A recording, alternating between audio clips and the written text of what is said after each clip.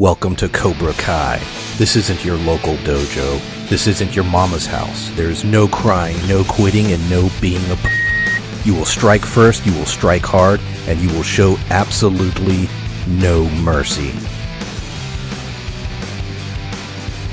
Welcome back to the dojo, ladies and gentlemen. It's time to put your feet to the fire as the fallout from the season 2 finale school fight, and it's freaking harsh. War is here, and if you can't handle that, get the fuck out. Welcome to LRM's No Mercy podcast, where we cover the Cobra Kai series. Season 3 is upon us, ladies and gentlemen, and I am your no bullshit sensei, Kyle Malone, joined by the master bread toaster, Manny. I can't believe I wrote that down. I did. and the leader of No Mercy's Mercy Killers, Christine Malone.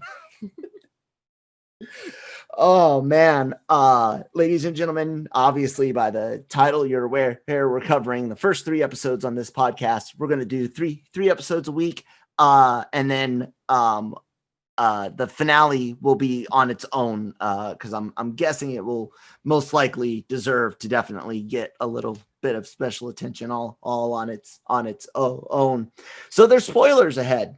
Be prepared for that. But before we do that, going into season 3, having seen season 1 and 2 twice now, including just before starting this podcast, I was super excited, totally stoked.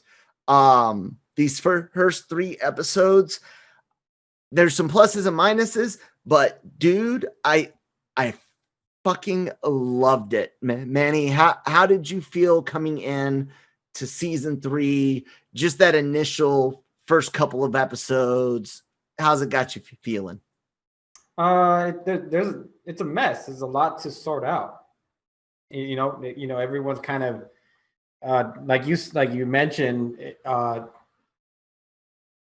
They're trying to figure out where their place after the brawl. They got to go back. They still got to go to school, and then now you have to deal with somebody in the hospital, parents, and this is all because of karate. It's funny because I've never been a person for karate, never even been interested in. So I turned to my boss who's got like 20 years on me, and I was like, hey, in the 80s, was like karate really that big? And he's like, nope. I was like, I don't understand why in this little area, karate's almost like gang warfare. And so it kind of made it a little bit more just funnier to watch and to see them go through how serious these dojos are to each other. But it comes down to what we've talked about many times, I think so, and it is this damn feud between these adults that is like ruining these kids' lives. There's like one adult, maybe 2, that are reasonable, and that's the wives, Amanda and the Carmen. Yeah. And, everybody else is crazy. Excuse me. Yep. Yeah. Absolutely. So, Christine, how'd you feel coming into it, and your initial feelings for season 3, 3 episodes in?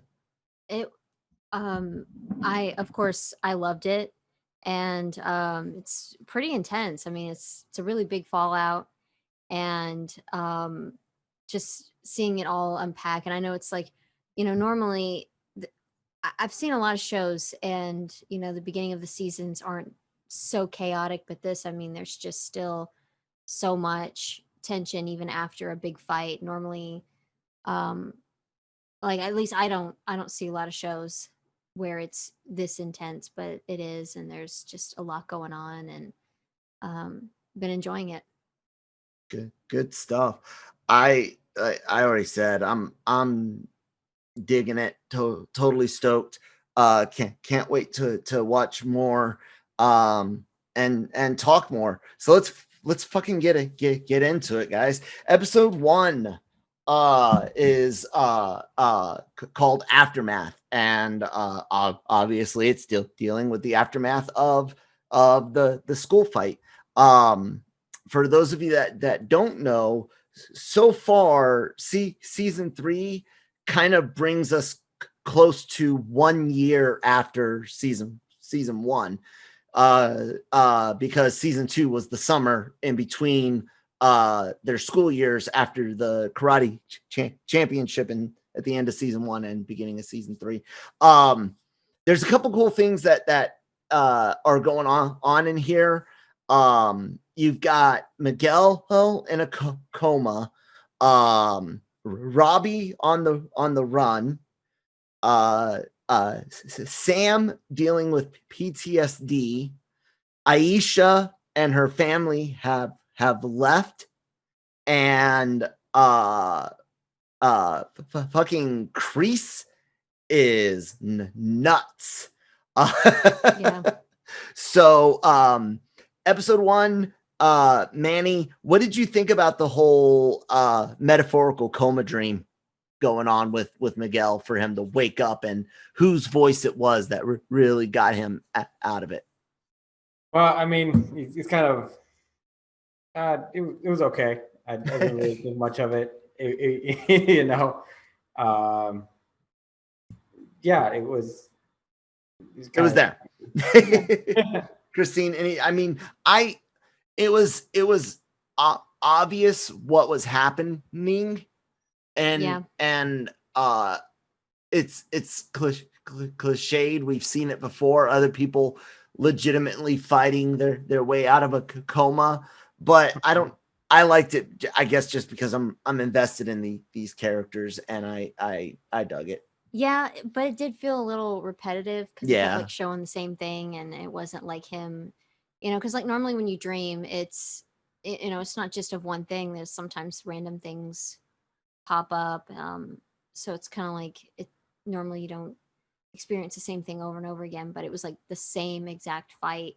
And I don't know, I felt like maybe do a little something else as well. But that's just me. Yeah.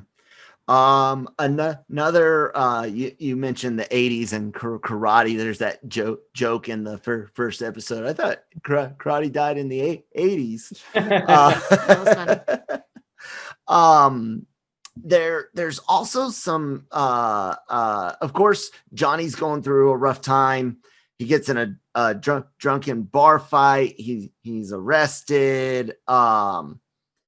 He's out of his mind and in misery over what happened to Miguel, and that his son is responsible and on the run. Other people's misery is funny on when it's fake. I really enjoyed Drunken Johnny. Christine, what'd you this time around? Yeah. I feel a little bad, but also he's just it's Johnny drunk, and it's like, oh God, what are you gonna do now? So yeah. Yeah. Any issues with kind of setting season 3 up, kind of how season 1 started with Drunken Johnny all messed up in his life? Well, it kind of shows you that he really hasn't learned anything, if anything, just because of the fact that he reverted right back to what he was before. Like, oh, I tried this, didn't work, back to drinking, which ultimately, is he has a drinking problem. Yeah. And that's something that he's going to need to address at some point, because your coping mechanism should not be going straight to alcohol and then lead to more problems, like in this case that bar fight. So but to be fair, he's dealt with Johnny's dealt with a lot, and he's mentored this kid, and then his own kid cripples him, and then he's dealing with the fact that Creasy has taken his gym and his students, and and he has a lot of he's questioning himself a lot, and so it does, you kind of do roll your eyes just a little bit at the fact that you're right, we're right back where he started. and it kind of it's kind of a step backwards given that we're in season 3 already. Yeah. Like I said, other people's misery can be funny. A big point that a big exposition point in this first episode is to confuse the fuck out of us. The trailer has a key line in it. Well, one of the trailers for season 3, where I believe it's Sam is asking her father or somebody, I thought we were the good guys. You can already in season or in episode 1 see things where you might see some role reversals. It's going to be interesting because I think me and Christine had even said that we thought there might be some role switching, good guys becoming bad guys, kind of that Darth Vader thing, doing the wrong thing for the right reasons. Ends justify the means. Sam's PTSD though is something that I can relate to. I like how they're showing it. I get angry sometimes when it comes to the way Hollywood will sometimes baby PTSD or show it in such a way it's either anybody with it is severely broken, tattered, and unable to cope in Hollywood, or they are murderous ex special forces. Sam's PTSD, she got attacked, she's got scars, she has a physical anxiety attack, a physiological reaction touching the stairs where it happened, but she leaves school, gets some in and out, and goes to hang out at Miyagi Dojo to just relax. That's realistic to me, and I really enjoyed that aspect. Manny, I don't know if you're going to have an opinion on how they're handling her PTSD or not, but do you? It's I like the fact that she's trying to. It seems believable, like you said. It's something that you'd want to do after, because if you think about it, when it happened, there was just so many people around, and the environment and everything, and then what's going to happen is her anxiety is going to kick in, and it's going to be a fight or flight feeling. And unfortunately, she knows how to fight real well. And she knows what happens when she fight. But she found something that she enjoyed, which is obviously some in and out, like any of us do. And I just had some the other day. Fuck you. Yeah, don't rub it in. There's like one that just a couple miles down, so I'm not so lucky. I used to live in Yuma, Arizona, and we had one 10 minutes down the street. It was amazing. So back so yeah, it's she did the responsible thing and just we're gonna go chill out. Yep. Daniel, of course,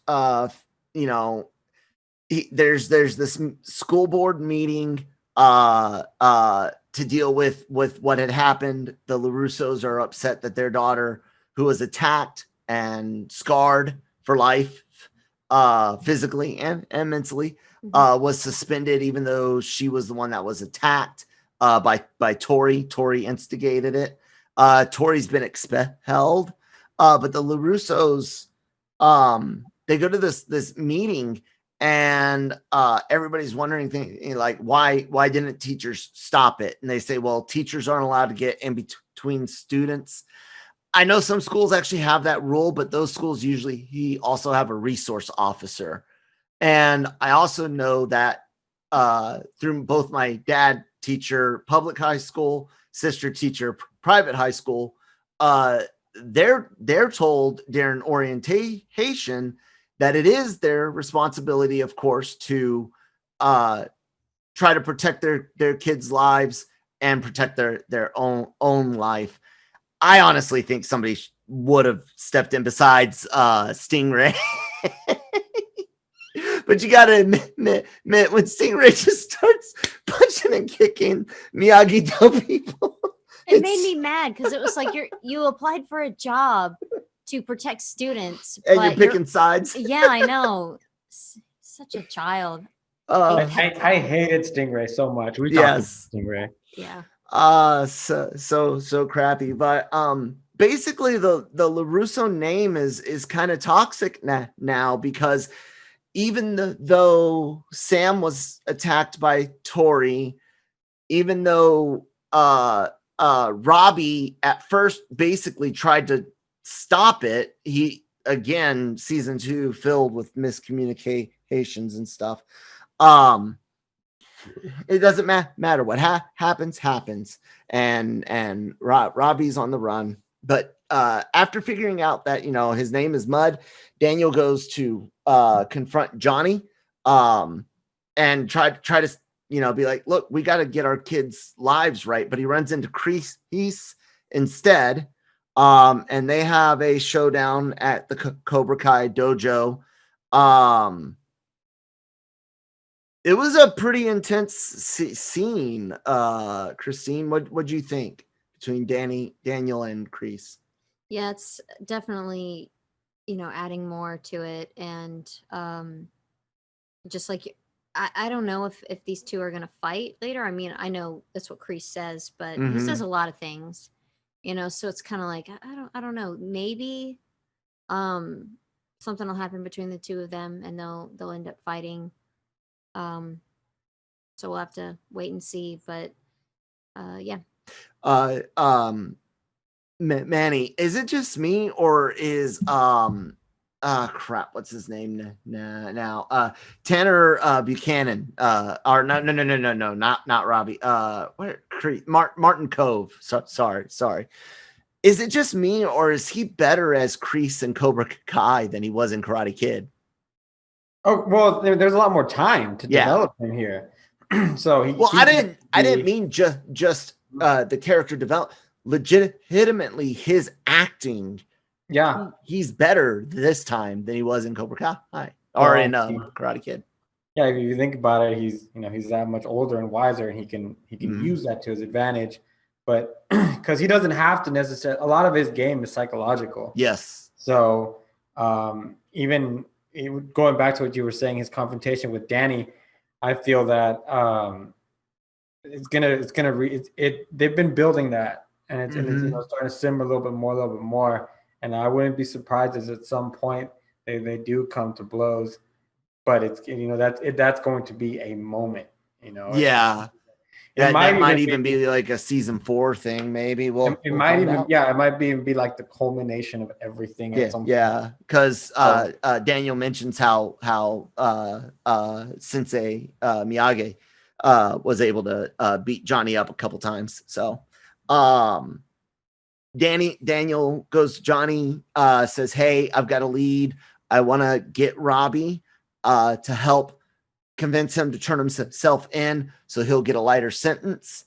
And Daniel and Johnny decide to team up and head on out. I think the theme of this was confusion, and to set up us as the audience to wonder how many heels are going to become faces and how many faces are going to become heels. Anybody else catch a different theme going through the episode? Manny? Well, I'm not really seeing too many, besides Kreese. I don't really see any really one as a heel or a face, just because of the fact that you're dealing with impressionable teenagers that are really doing what following adults' advice or are supposed to guide them in the right direction. I mean, that's what karate is supposed to do. Yes. Discipline, and it's even if it's the Cobra Kai way, you saw what it was doing with some of the students beforehand in season Helped 1. out a lot. Yeah, so I it's hard for me to even see some of the students as a heel or a. Let me change the point of view when I mean heel or face, good guy, bad guy in this case, because like you're absolutely right. These kids are victims of adults bullshit from the past.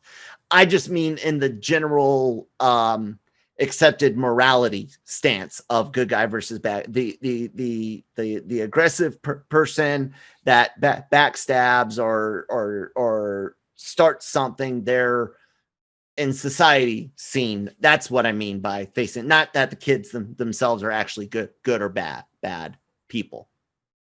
Does that make sense? Yeah, and it's something that we can talk about a little bit later with something that happened. So episode 1 ends with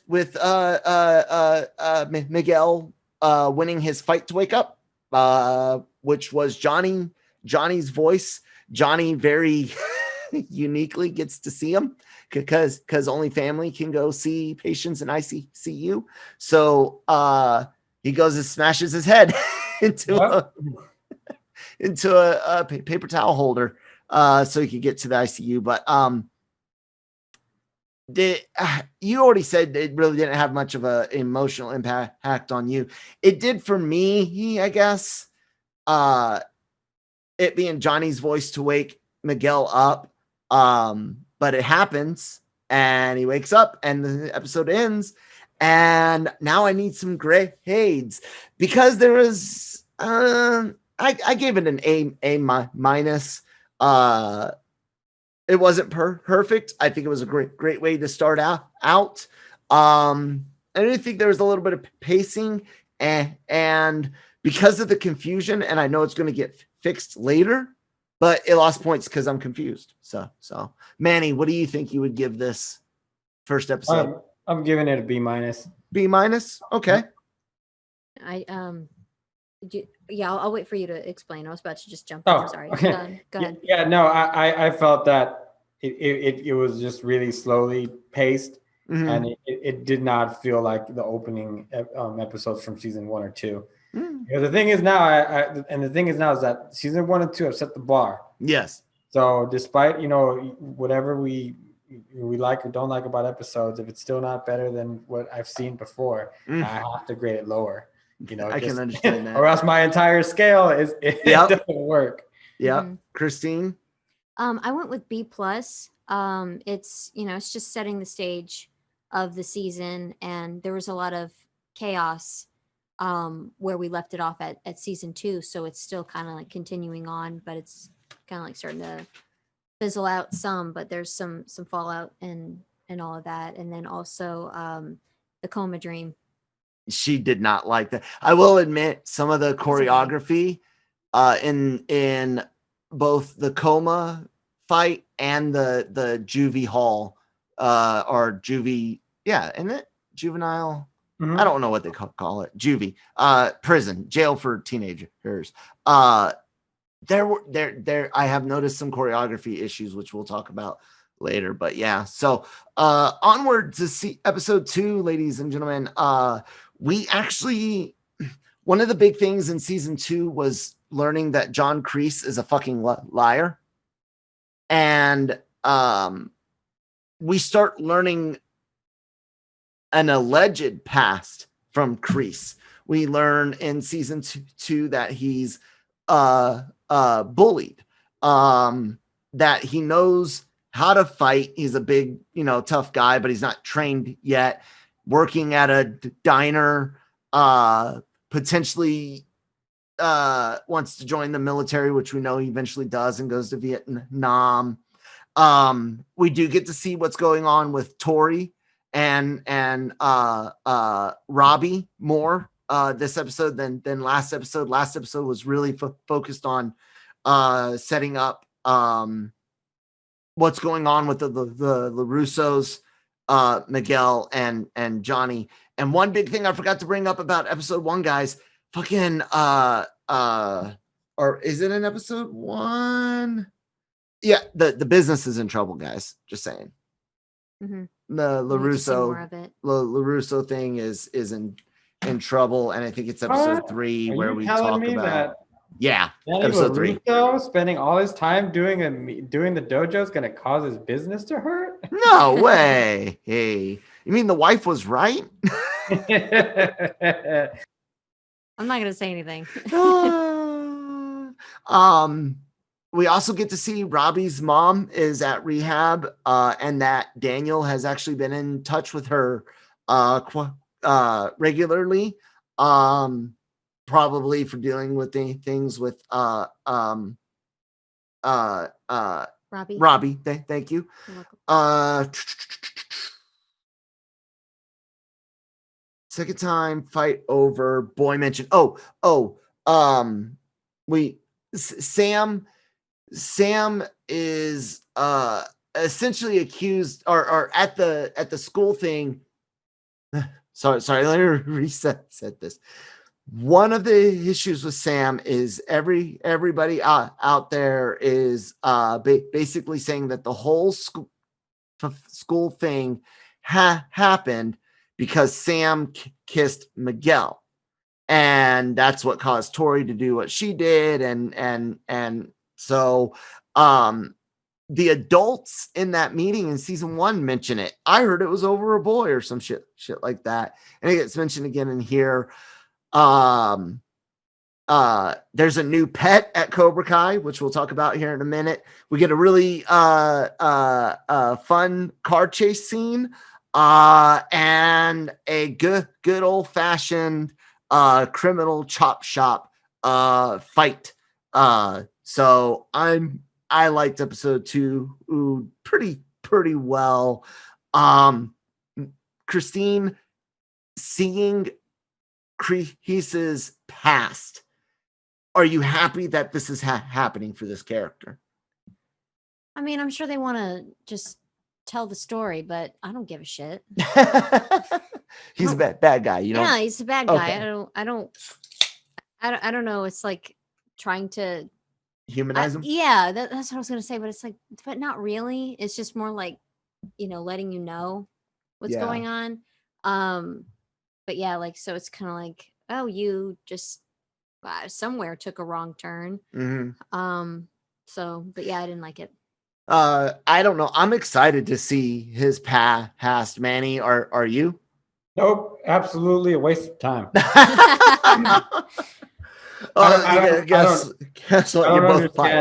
I don't understand what you're trying to accomplish by it. Like, why, if he's going to be the big bad in this, which is obviously is, why we know everything we need to know about him, and it's I find it, given what we've seen so far, I find it a waste of time. The reason why I am interested in it and like it so far is because what I'm really hoping is that they show us him being bullied, and they show us him saving a girl, and then they decide to set a date. Not a marriage date, like a date, like movie and dinner.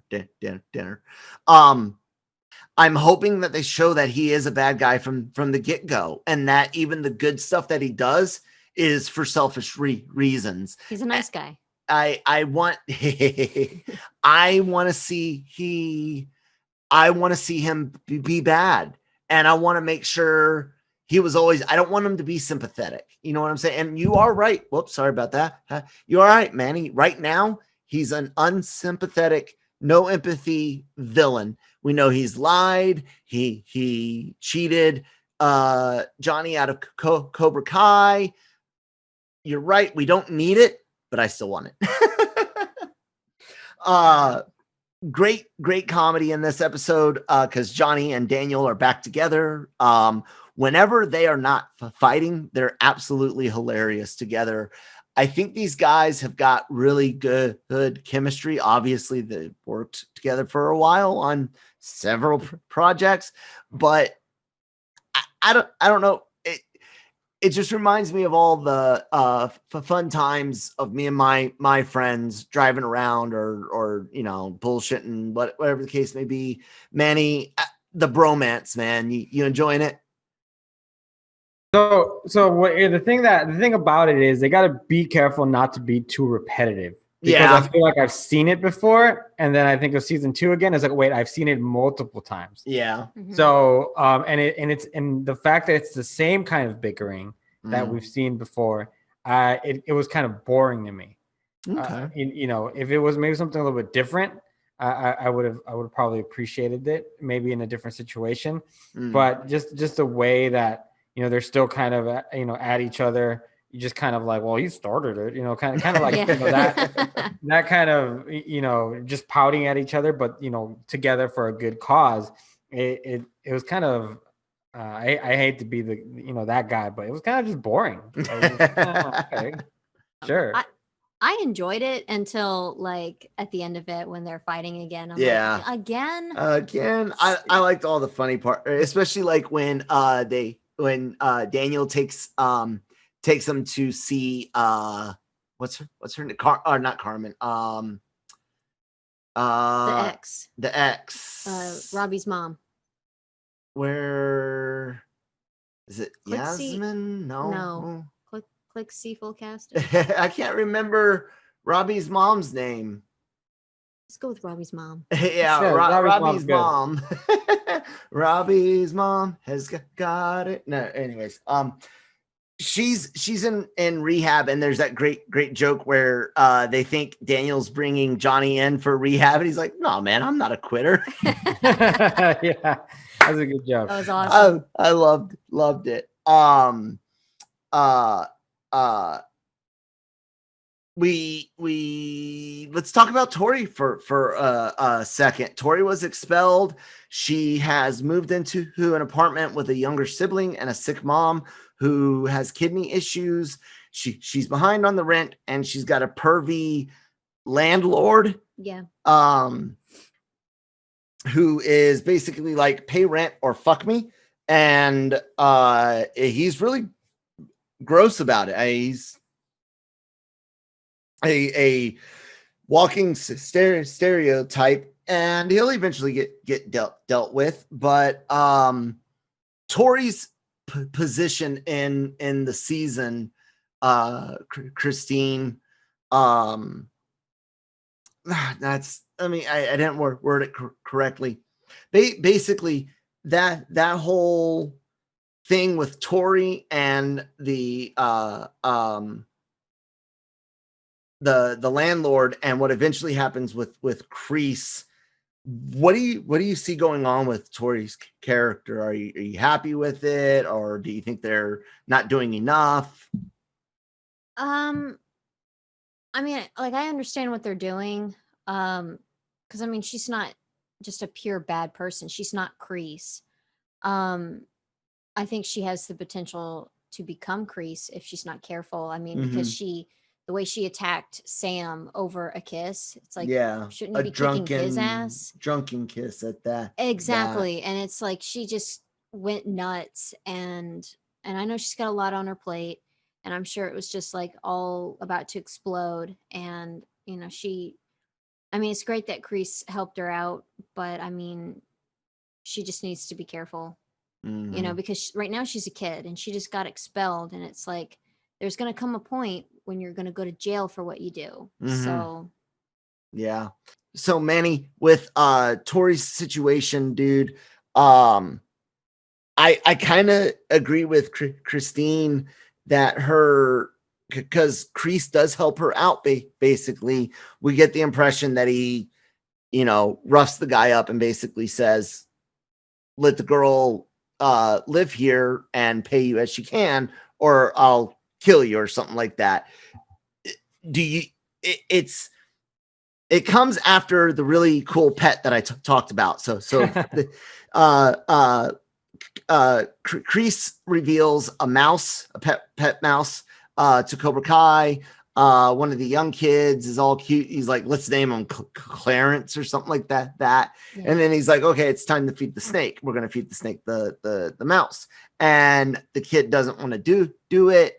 And he says, who else won't do it? And he kicks them all out. Hawk, Eli, is unhappy about this. Those were some of his friends, blah, blah, blah. Kreese sets up something. And this is why I like seeing his past, because I want him to be a bad guy. He tells Hawk, since Miguel's out, we need a new champion. And you see Hawk smile because he thinks it's going to be him, even though he lost at the last tournament. But then Kreese goes and gets Tori. So I am expecting some Tori versus Eli shit in this season. You might have to turn off your camera again. Let's talk about Robbie in jail. He gets his ass kicked after trying to protect a guy who is being bullied. Everyone knows who he is, why he's there. He held his own, but there was some sloppy choreography in here. I even think I need to go back and rewatch it, but I think I even saw like a complete whiff type hit that is obviously like this far away from the face. It's crazy. What's that? That's episode 3, because in episode 2 they barely find him at the end. Okay. Yeah.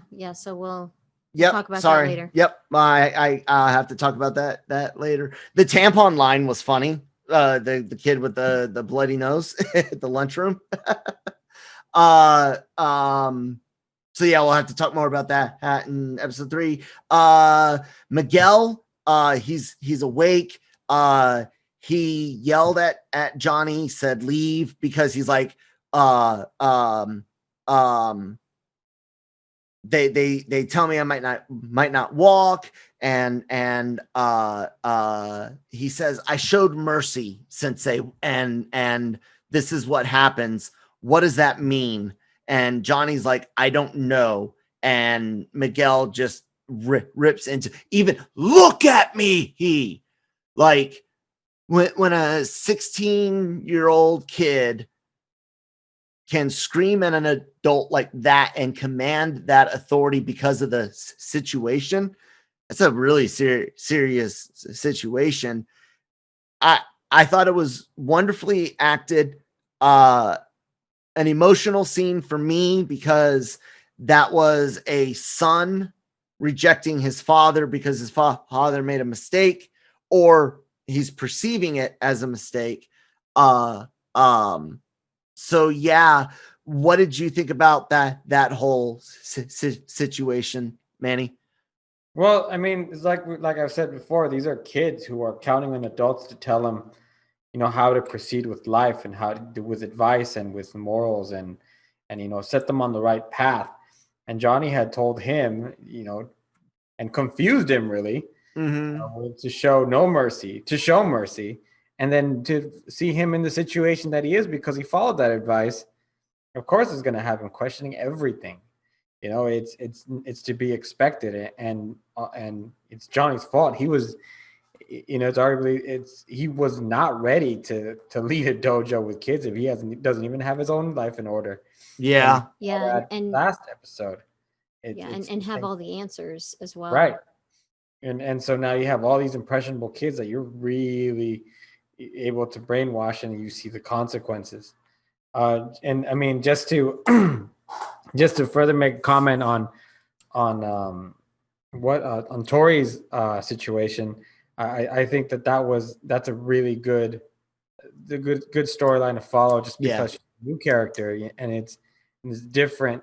And the fact that one of the things that I got out of it is like, okay, well, she's been fighting for her everything in life, going, up to that point. So to do something, to have a relationship with Miguel, who's a really good guy. Yeah. And for somebody like Sam, who's, who you can perceive to have, to have everything in a way. Yeah. I can see how that would really flare. It made seeing her situation made it more believable that something like that could happen. And Jen seeing Kreese jump all over it, like a metaphorical mouse, I thought that was really well done. And just a quick comment, I was like, these damn kids really not trying to. You're in karate. You're a boy, and you're not trying to feed a mouse to a I snake. know. Oh, I'm like, who are these? Who are these? I'm feeding the boys? damn fucking rat. It's like, hey, let's feed this. Fuck yeah. I know my own daughter would be but she would be interested in seeing it happen. Yeah. I thought that was a bit of a stretch because I think most of those kids would have been like, oh, that's so cool. Yeah. Contributor Stefan, who's been doing the 50 B movies To See Before You Die, which is great. He lives nearby, and we visit sometimes, and he's got some pet pythons, and Lucas got to hold my 7-year-old son, not scared at all. He was a little nervous, but I held the majority of the body, but it slithered its head onto his arm, and he liked it. It was pretty cool. Wow. I agree. They're fucking and this is where I agree with Kreese. The kids that would not feed the mouse to the snake, to the nope rope, the danger noodle, they're fucking pussies. Get the fuck out. That was a little bit of a stretch for me. I was like, I don't know. I think a lot of those boys would have been all Snake's got to eat anyway. Most boys would have been like, even most girls, I think today would have been just to see it. Maybe not be the one to put it in, but to see it. Look, people, nature. God, if you think humans are bad, look at nature. Look at animals. They're worse. So sorry, you're at the point you're talking about Miguel and his rejection to Johnny and asking, yelling at him. But I kind of took it off a little bit. My bad. That's fine. It was. I found it to be a very, very great scene. However, there's two other things that we need to cover, but in this episode, one, I am now convinced that Kreese is a snake charmer. And that's what I'm calling him. He's a snake charmer. And I don't mean in the legitimate sense of like in India with the flute and the cobra. All of his BSing about Nam, about that's why I want to see this backstory. Because I want to see what's real, what's not. And I don't want him to be sympathetic. I want him to be a jerk. And it'll be nice to see him be a jerk back then and continue to be a jerk. So what do you think about that snake charmer thing, about how he got Tori back, how he's apparently, or, it looks like he might be trying to pit Hawk against Tori to figure out who truly is the best. Like, he's a snake charmer, isn't he? Actually, he's just a snake. He's just a snake. These kids are all mice. They really don't have a way to defend themselves. What the parents what the adults tell them. So, it's just him playing his game and doing what he does best, which is just manipulate people. Yeah. Or not even people, kids. Yeah. Now let's talk about the last piece, which is the rest of the time that Danny and Johnny get to spend together. They figure out Robbie stole a van from the dealership. They use the GPS. They find out that Robbie removed the GPS. Johnny and Daniel stop for gas. They see the van that was stolen and give chase. Ends up at a chop shop. The guy says that he stole it from the kid. He said stole, right? Not sell.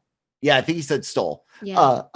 Just that he stole it. Yeah. Not that he stole it from the kid. him. Doesn't know anything about the kid. Stole the van. Chop shop fight. Looking at it, it does look like Macho and Zabka did a lot of the fighting. I actually really enjoyed this fight. Like, I almost enjoyed it as much as I enjoy watching Daredevil fights. What do you think, Christine? Yeah, I loved it. It was really exciting. I didn't see anything wrong with it. It was awesome to watch. And I'll say this, and Manny, correct me if I'm wrong, but does it not seem like compared to season 1 that because they've been training again and training their students, that Danny and Johnny's fighting is better this season than prior seasons.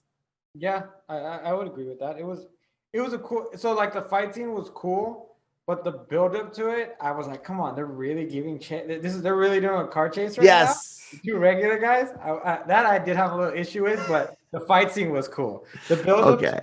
I was like, I liked it. I liked the car chase. even I like the, that. even the wife was talking about how it was Amanda was talking about how it was ridiculous. Yes. Tango and Cash, you guys aren't cops, and yeah, that's why I liked, like you said, it is repetitive, but it's good humor, and I love to laugh, and sometimes you need to laugh, and this was one of those episodes that managed to both hit the emotional point with Miguel and Johnny, but also give us a shit ton of funny moments. After the chop shop fight, they basically learn, hey, we don't know where the kid is. Johnny and Daniel separate. Johnny takes the van, even threatens to sell it later. And their friendship, their bromance is over just like that, which Christine was really disappointed in. Yes, I was. Y'all need to stop doing that to me. You just wanted to do you want them it's the will they won't they of friendship, and I'm like, come on, stop messing with me. I like that. I like the way you put that. We already got Manny's opinion on it. You got anything else you want to say about Johnny and Daniel after they separate or after the fight? No. Yeah, it feels like that's just the way it's gonna be, and so you wonder what's it going to take for them to really become friends, if at all possible. So so it's kind of like building up also, and the payoff better be good as far as it better be good. Yeah, you better not right. be in a car going somewhere again or at a bar and then just become friends, because that won't. No. Daniel says it, and the trailers even kind of made it seem like, look, we have to work together, and we learn in that what he was talking about was to find Robbie, not to solve the issue. But I'm still hoping that they come back to solve the issue. Themes for this episode. I don't know if this episode really had like a specific theme. It was just exposition and catching up with characters. Christine, did you notice like a overflowing theme or anything? I mean, the thing that pops out that maybe something is like just like piecing people together, like finding out more about their personal lives, like with Tori and the history of Kreese. So maybe something like that. Yeah.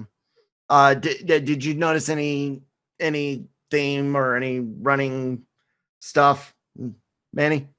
No, nothing really that stood out. Yeah. The only thing I would say that maybe stuck out was no, never mind. Even that would be a stretch. Alrighty then. Christine, grade it. A-. Had more structure than the previous episode, but still, like, I don't give a shit about Kreese, and you messed up my bromance. So. Manny, what would you grade episode 2? Who? B. A B? Okay. I agree with Christine with an A-. Why do you give it a B? What kept it from the B and an A?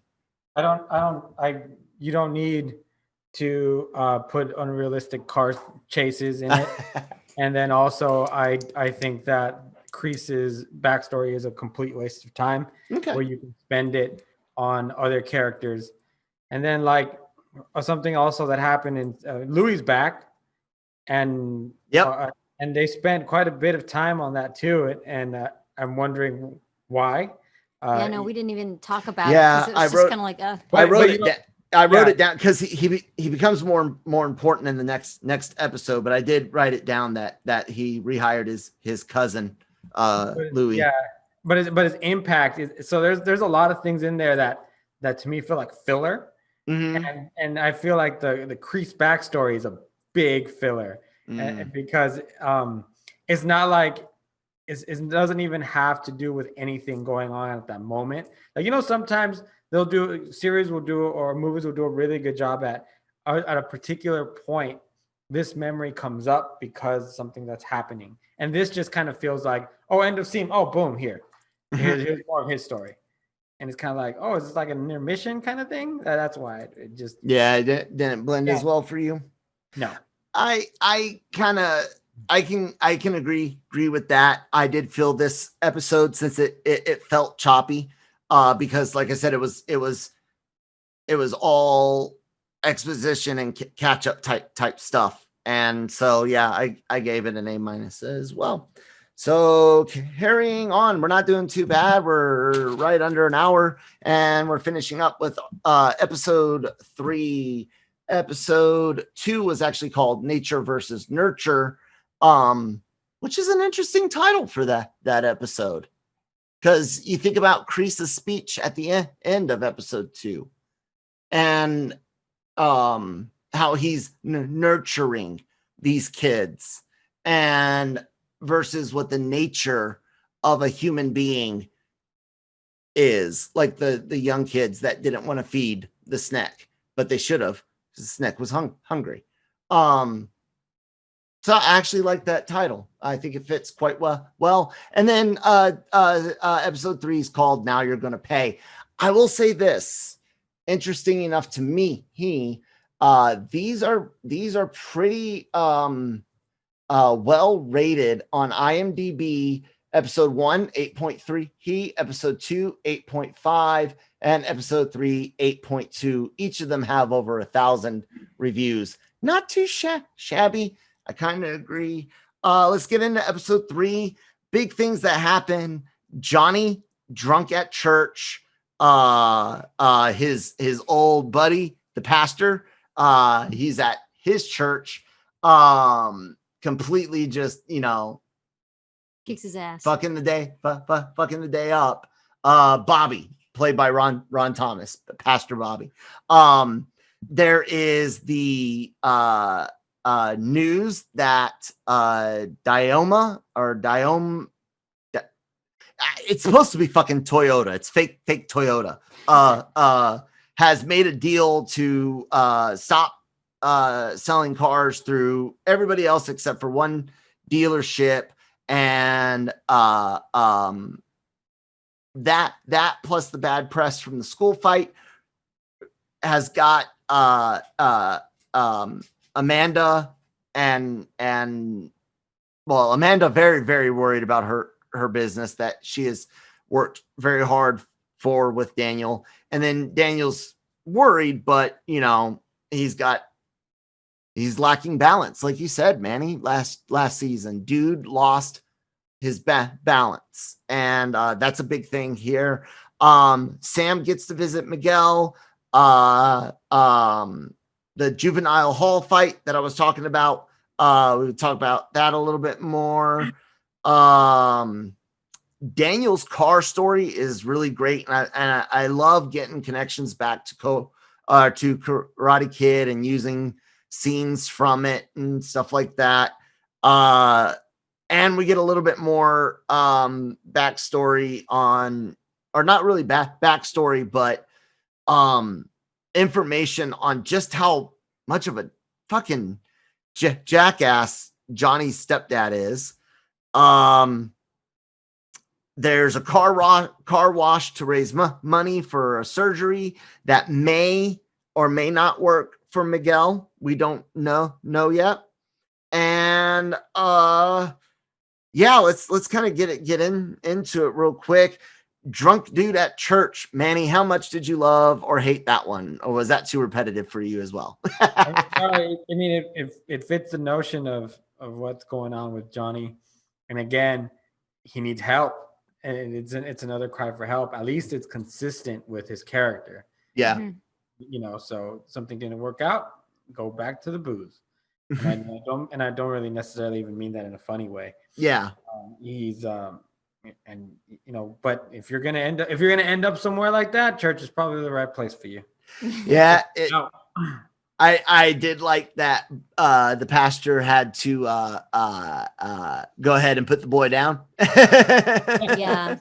Or- And I think it's different because every time that Johnny gets his ass kicked, it's normally by just some random person, but with someone he cares about, putting him down, maybe it might be helpful, because it is a dear friend to him. So Yeah. maybe that's just what he needs.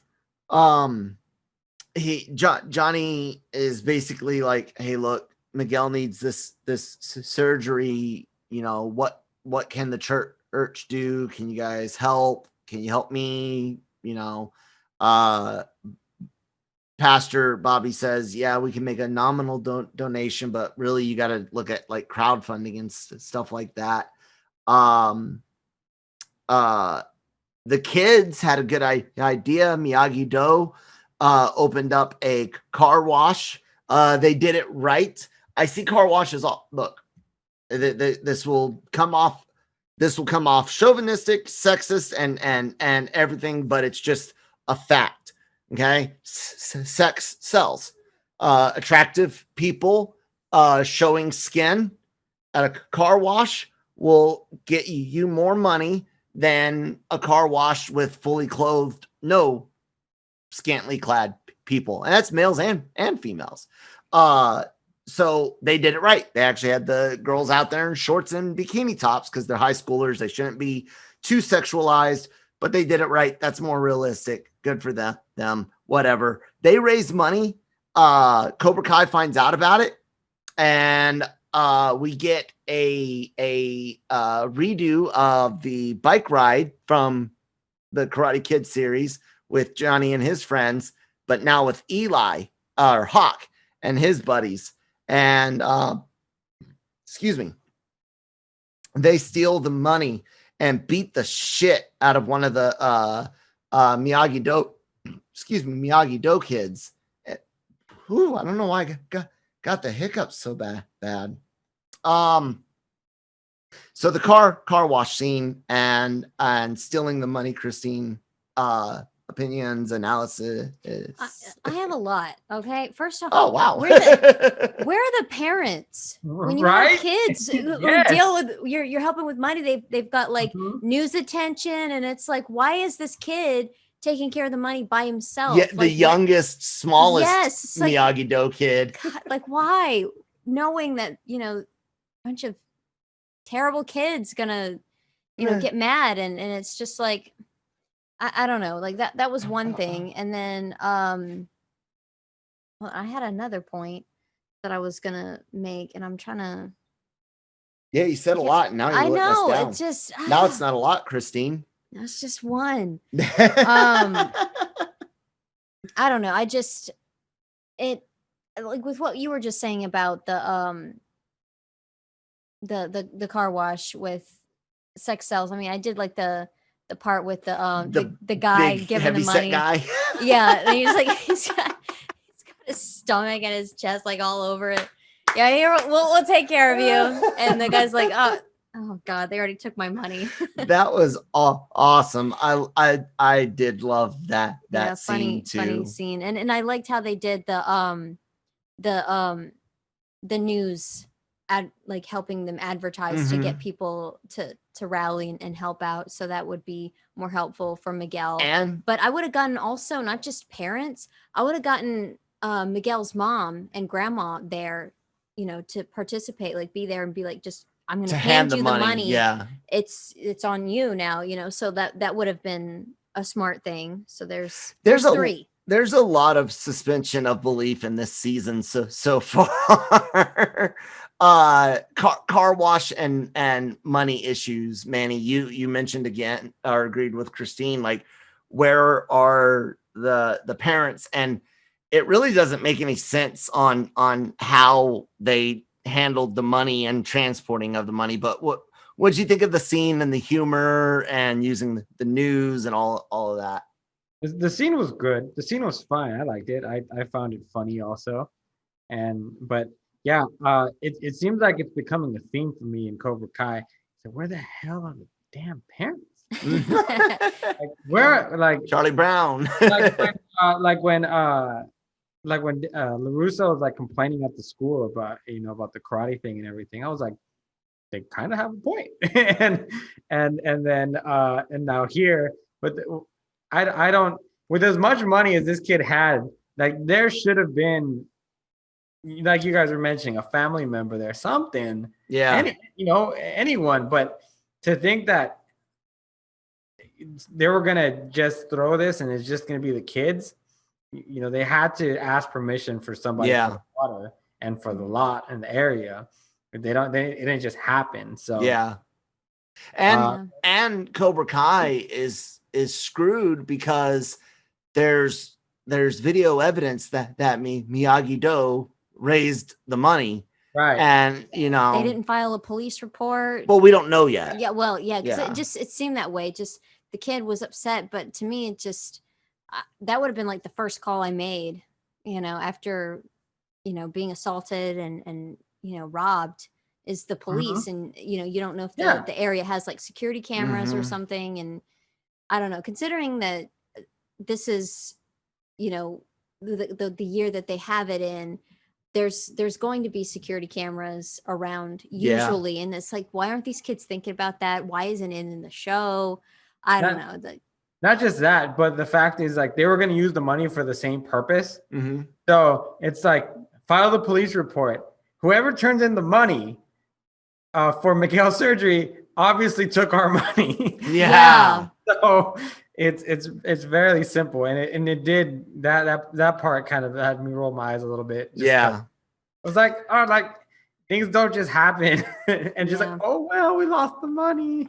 Yeah, it's very, very sitcom-y almost, where it's just like, oh, such a coincidence. Johnny and his stepdad, because Bobby Pastor says, why don't you ask your stepdad for help? He's loaded. And Johnny doesn't want to go back there because, he used the money that his stepdad had given him last to start Cobra Kai. He loses Cobra Kai. His son's on the run. His protege's paralyzed. And his stepdad lets him know all of that repeatedly and just rips into him. Ed Asner does a great job of playing a cranky old jackass. Manny, what do you think? I loved it. I thought he played a very, very good. Like, man, fuck that guy. Yeah. Like that's all I thought of. Everything, I was like, man, like that, it's messed up. Like that's why Johnny's messed up. Like, dude, you don't even have to give Johnny the money. You could be like, no, fuck you, Johnny. I want the tax write-off. I'm gonna go donate it. Like, you could still hurt Johnny and help the kid. Oh, yeah. But you won't even do that. So fuck you, dude. Yeah, that guy was played very well. Yeah, Ed Asner. Most people have at least heard the name. He played Santa and Elf. Most people should know him from that at least. But he goes back as far. He was in Roots in 1977. So, yeah, he's been around for quite a while. Done a lot of things. Yeah, he's done a lot of things, but so that happens. So this is where we can talk about that prison. Yeah, that's what we're getting into next. So in Juvie Hall, I mentioned it earlier. Robbie basically he's trying to lay low at first, but somebody loses their lunch. Some bullies take a kid's lunch. I think it was right. They took his lunch.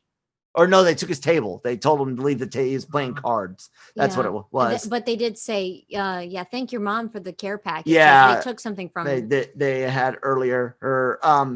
Anyways, Robbie eventually stands up to them, does some decent fighting. He says, my karate's not for offense, it's for defense.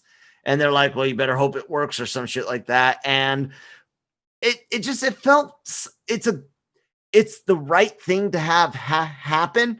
But again, the suspension of belief, the fight goes on too long before the guards call in, lock down. And there was sloppy choreography there. I noticed it. Christine, did you? Well, I don't really have an eye for that. All I was thinking of is like, man, prisons are run better. You know? It's like, geez, these are children. God. So yeah, but like I didn't like the way that like the rooms, like the room was set up where they sleep and everything. I didn't like The how open long bay. yeah, I didn't like how they were, how long it took for like what they're fighting. So I didn't really notice that. I'd have to go back and watch. Did you notice the choreography, Manny? Did you notice it seemed a little sloppy in that? Yeah, I did. I know I wasn't Okay. really even into it, as because it was I noticed that it wasn't necessarily done very gracefully as far as choreography is concerned, not the fighting.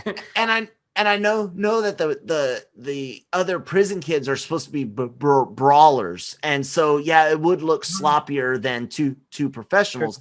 But like I said, man, there's even, I got to go back and watch, but I seem to recall a very obvious, fake punch where you turn your head at the same time or kick or something. It was bad. It definitely lost, the whole episode lost points for me. But that's not all that happens in jail. After he gets his ass beat, he finds out that he's got a visitor coming. Pastor Bobby has convinced Johnny to go see Robbie in jail. Daniel had said that he would visit Robbie in jail every day, but Robbie refused to see Daniel because he blames Daniel LaRusso for him being arrested, setting him up, basically. But Daniel actually helped him out. It was actually the right thing to do. And so he gets noticed that he's supposed to have a visitor. And my wife is going to step aside for a moment and take our dog outside.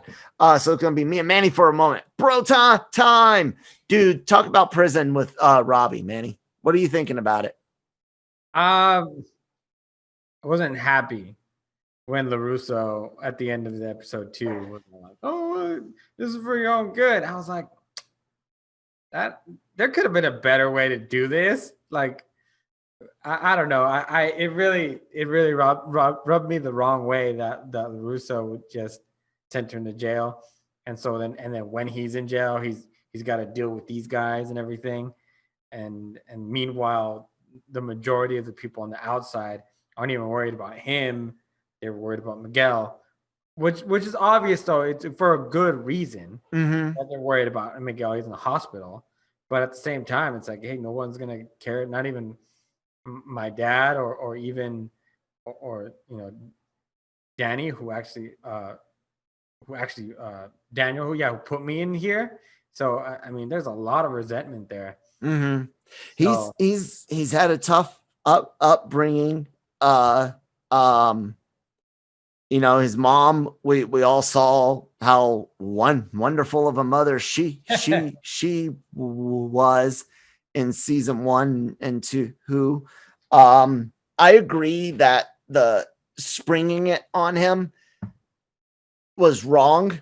I almost thought that somebody else, when the cops first showed up, I almost thought it was somebody else that had called them. Because I really thought Daniel was going to have a good, 3 to 5 minute conversation, connect it somehow to Miyagi-Do and convince Robbie, let's call the police now. That's what I thought was going to happen. So I agree. It was rough. Christine, what'd you think? I was yawning. Yeah, I definitely understand why he feels betrayed. He's very young. He doesn't see the benefit in doing it that way. It's like you have no way out.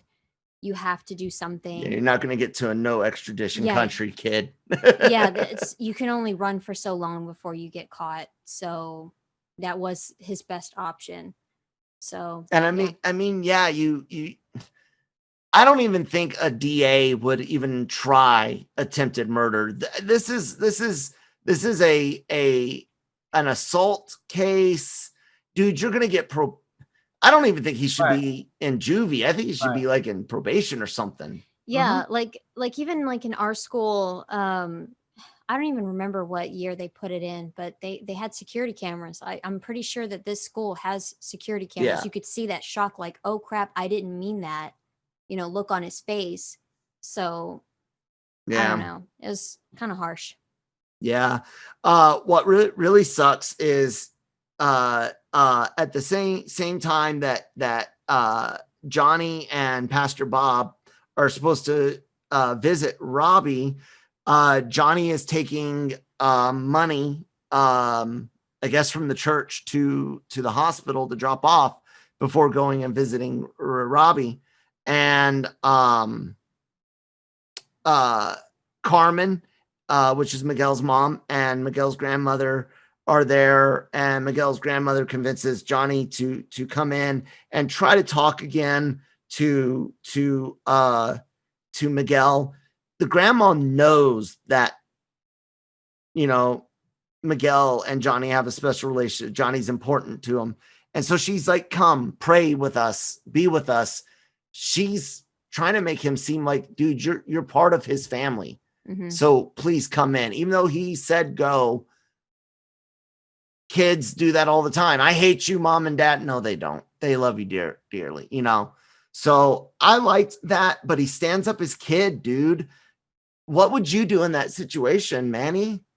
You got a date with your kid, and then you got an opportunity to make up with your other kid. What do you do? One of them is not my kid. Yeah, So he's your kid. No, I know, but what I'm saying is that one of them is not my kid. Exactly. So you should go do the visiting thing. Yeah, my kid would 100% come first. Yes. Yeah, no, it's not even a question. So. Yeah, and especially since Robbie's never come first.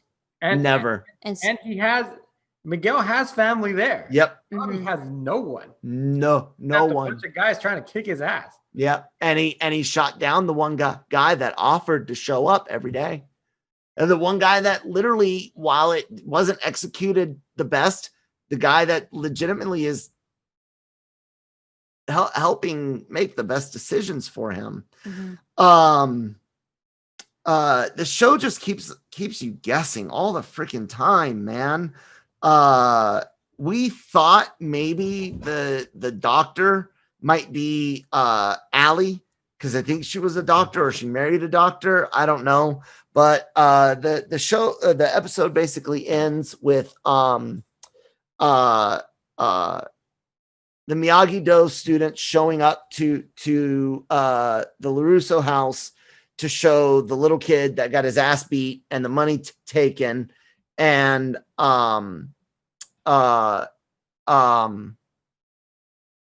Sam decides, hey, let's, Cobra Kai's been consistently training. We should get back to training too. But all of this is a result, and the whole reason she's able to train is because Danny's gone to Tokyo to try to save his dealership. And that's kind of how it ends.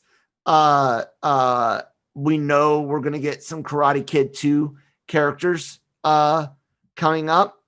I'm super excited about episode 4. Again, I guess the theme here for this to me was, what the fuck is going on? I'm so, like, episode 1 was so organized, but 2 and 3, they're not bad. I like them, but there's so much going on. I almost get the feeling that maybe season 3 was partway done by YouTube, and then Netflix came in later. I don't know. It just, these 2 episodes are enjoyable, but they feel kind of clunky. What do you think, Manny?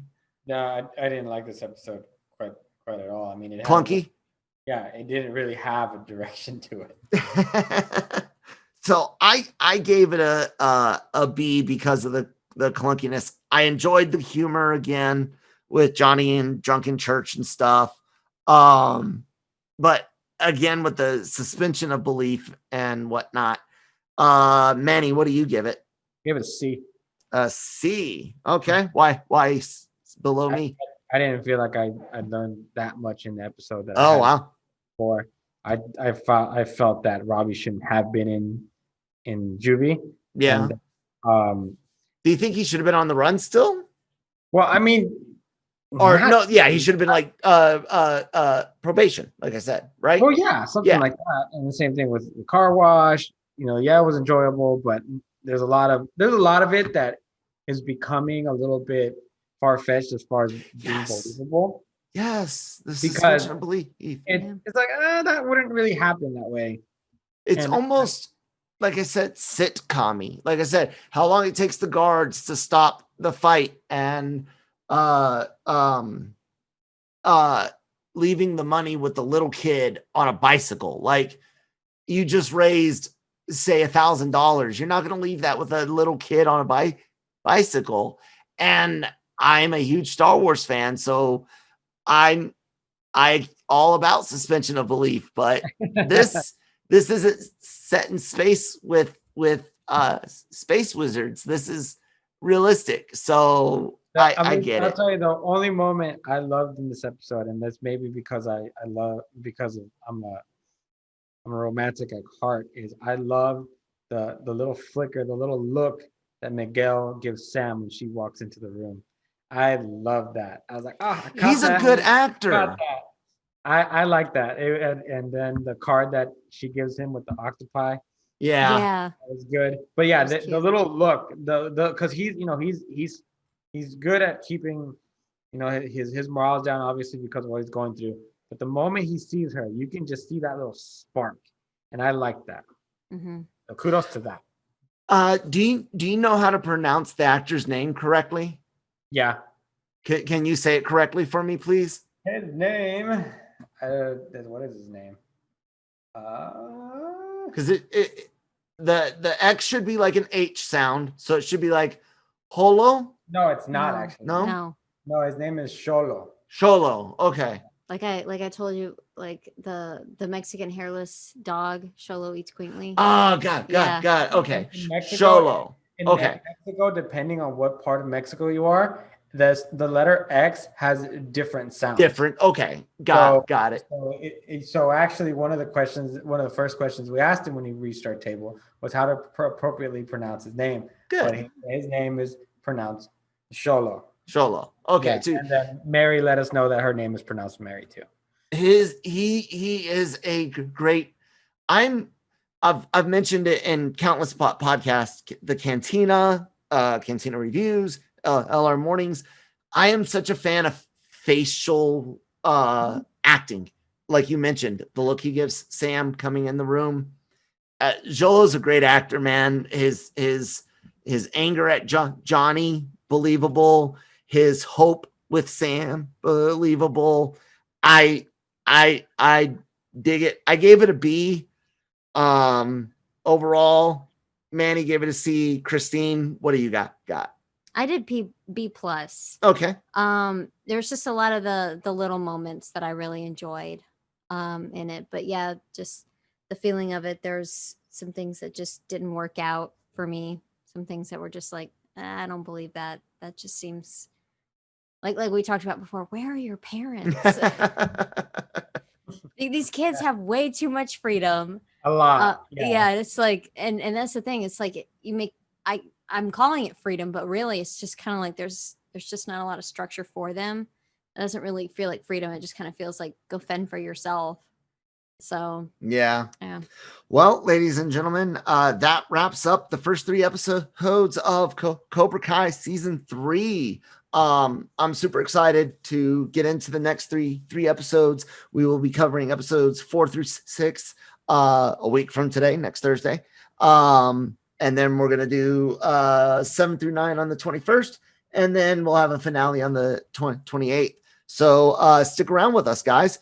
Make sure you're subscribed to the YouTube channel, if that's how you're viewing us, or the LRM Online Podcast Network. Wherever you get podcasts from, we're literally everywhere. Spotify, SoundCloud, Google, everything. Make sure you hit that notification or the follow button in Spotify so you can get notified as soon as we put up new content. I think so far, I think this is a clunky opening, but there's some really good saving graces. And I think the cliches that are kind of annoying and the repetitiveness that's kind of annoying might, like you say, hey, Manny, it better pay off. I hope it is going to pay off, and that all of this confusion is well written and executed purposefully. Anybody else got any last words about these 3 episodes, Manny? It's so far hasn't been quite as impressive as the other seasons. Okay. I do have this one fear, and hopefully you can answer it without giving anything away. But I have this feeling that season 3 is really a setup for season 4. Do you kind of get the feeling that might be what's going on? Like Netflix took it over and they're like, yeah. Christine, do you get that feeling? I will absolutely say nothing. Christine, do you get that feeling? I don't know. Yeah, I don't know. See, I think, and I'm not even going to look at Manny. I think YouTube had part of season 3. Netflix took over. And I think they were like, well, how can we extend it? And that's what I think is going on. And maybe that's why episodes 2 and 3 are kind of clunky. I think episode 4 will probably maybe be the same because we're going to have to follow some stuff in the US and some stuff in Japan. But hopefully after that, things will smooth out. And I wouldn't say I'm disappointed. I'm still enjoying it, but I do agree with you, Manny. Season 1 and 2, I was like pumped, like, yeah, let's go. Even rewatching it. And in this one, like, I'm having fun, but it's not as fun. Christine? No, at this point, I Manny, think go ahead. Sorry, my bad. No, you're go ahead, fine, Manny. Go. Yeah, at this point, you're already along for the ride. So they can, twist you in whatever direction they want because you are going to finish the season. Yes. Because you're invested. Yes. Exactly. So even if they're not as good, you really don't have a choice. But there's going to be moments you're going to love, but we'll see what happens. Yeah. Prime example of that Netflix show that just ended or just came out and its final season, Sabrina, Chilling Adventures of Sabrina. Christine and I were big fans of the first 3 seasons.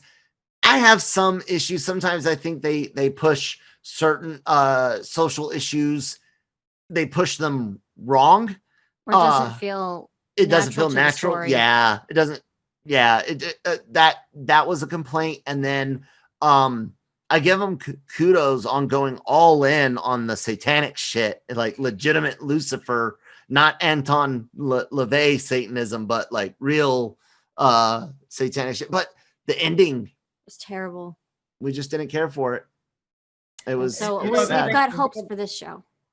The thing about Sabrina for me is this last season, I would have been happy if they would have just switched the ending a little bit and just tied it there with a knot. But with this next season, it's like I haven't watched it yet, but I'm gonna watch it as all right. Let's just get this over with. Yeah. Mm-hmm. Okay. I'll be interested in your. We don't know that many people that watch Sabrina. You loved it. Loved it. Yeah. I watched Riverdale also. Yeah. Cool. Well, you definitely have to let us know what you think about it when you do finish it. So that's it, ladies and gentlemen. The fucking dojo is closed. We are getting the fuck out of here. Christine has no social media. Manny, where can people find you at online? You can find me with my LRM Twitter, which is at LRM_Emmanuel. And you can find me on Instagram, riddle me this _510. 501st, huh? And the Riddler. You are a fucking nerd. That's all right. Do you know StarCraft? I see. Riddler. Yeah, I grew up on StarCraft. Okay, so I use a common handle that I used online for years was Phoenix Adun. Taking the Intaro Adun phrase and then Praetor Phoenix. And yeah, so I'm a fucking nerd too. Most of the time when I'm going to leave somewhere, I say ready to roll out. That is the truth. I love StarCraft. All right, ladies and gentlemen, you guys can find me at that Kyle Malone on Twitter, at that one, the number one, at that one Kyle Malone on Instagram. Thank you guys so much for listening. We will talk to you next week.